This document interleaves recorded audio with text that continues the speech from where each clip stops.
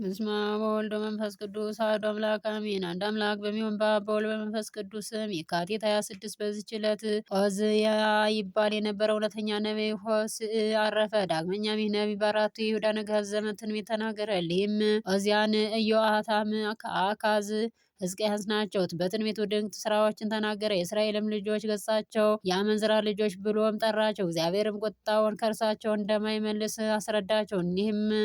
እንዲህም አለ። የእስራኤል ልጆች ቁጥራቸው እንደማይሰፈርና እንደማይቆጠር የባህር አሸዋ ቢሆንም ከጥቂት በቀር አይተርፉም አለ። ስለ አሕዛብም በእግዚአብሔር ማመን ተናገረ። እንዲህም አለ። እኔ ወገኖች ያልሆኑትን እጠራቸዋለሁ፣ እነርሱም ይሰሙኝ። ዳግመኛም ስለ መድኃኒታችን መከራ መቀበልና በከበረ ደሙ ስለ መዳናችን ስለ ትንሣኤውም እንዲህ ብሎ ተናገረ። እርሱም በመከራ ገርፎ ያድነናል። እርሱም በመከራ አቁስሎ ይቅር ይለናል። ያድነንም በሁለተኛው ቀን ነው። በሦስተኛውም ቀን ድነን በሱ ፊት እንነሳለን። እግዚአብሔርንም አውቀን እንከተለው ዘንድ ስለ ሞት ስልጣን መሻራ ስለ መቃብር መሸነፍ እንዲህ ብሎ ትንቢት ተናገረ።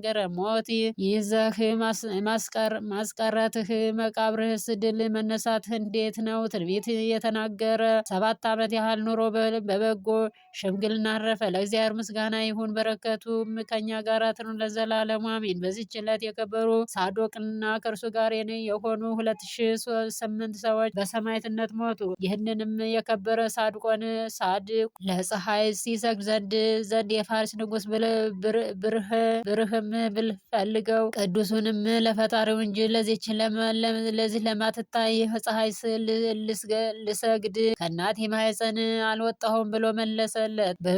ብርህም ንጉሥም መልሶ ለዚች ፀሐይ አምላክ አላትን አለው። ቅዱስ ሳዶቅም ዓለሙን ሁሉ የፈጠረ ክርስቶስ አምላክ ነው አለው። ንጉሥም የቅዱስ ሳዶቅን ራስ በሰይፍ እንዲቆርጡ ታዘዘ። የክብር ሳዶቅም ቁሞ ወደ እግዚአብሔር ጸለየ። ከዚህም በኋላ ራሱን ዘንበል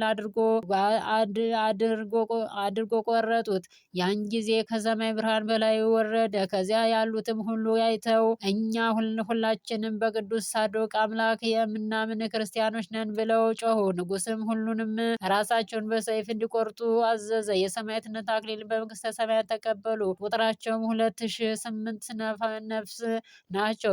በረከታቸው ከኛ ጋር ትኑር፣ ለእግዚአብሔር ምስጋና ይሁን አሜን። ጌታ ሆይ ከብልጽግናቸው ብዛት የተነሳ ብዙ መባ ካስገቡት ይልቅ የድሃይቱን አነስተኛ መባ እንደተቀበለ ሁልጊዜ የሚያገለግል እልፍ አእላፍ መላእክት እያሳሰበ ችግር የሚያቀርብልህን ምስጋና ተቀበልን። አንተም ቅዱሳን የወንጌል ሰባኪ ሐዋርያት፣ ሰማዕታትና ጻድቃን፣ ትጉሃን መላእክት፣ ፍጹማን ደናግል እንዲሁም ደጋጎች መነኮሳት ልጅ አዋቂ ሳትለይ የምንሰበሰብባትን የጉባኤ ቦታ ባርኩ። ይህንን መጽሐፍ ወረቀት አዘጋጅቶ ብራና ደምጦ ያጻፈውን ከግዕዝ ወደ አማርኛ የተረጎመ ቃለ ንባቡን መርጋታ መንፈስና በተመስጦ ሕሊና ያዳመጠ በደለኛን ሁሉ የምታስምር በጌታ እናቱ በማርያም ጸሎት ኢየሱስ ክርስቶስ በአንድነት ይማረን። ኢየሱስ ክርስቶስ በአንድነት ይማረን። ኢየሱስ ክርስቶስ በአንድነት ይማረን ለዘላለሙ አሜን።